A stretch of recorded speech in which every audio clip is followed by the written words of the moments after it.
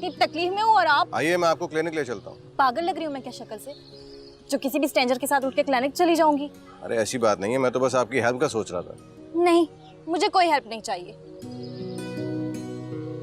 मैं अभी घर फोन करती हूँ, मुझे लेने आ जाएंगे।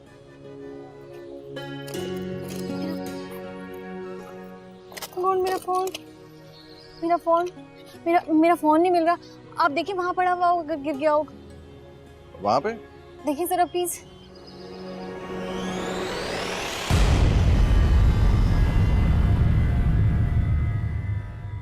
मुझे माफ कर दें अम्मी, मुझसे आपकी नाराजगी बर्दाश्त नहीं।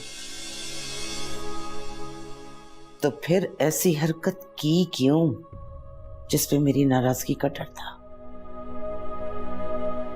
अम्मी मैं मानता हूं मुझसे बहुत बड़ी गलती हो गई, मगर आप मेरा यकीन माने, मुझे मेरी गलती की बहुत बुरी सजा मिल रही।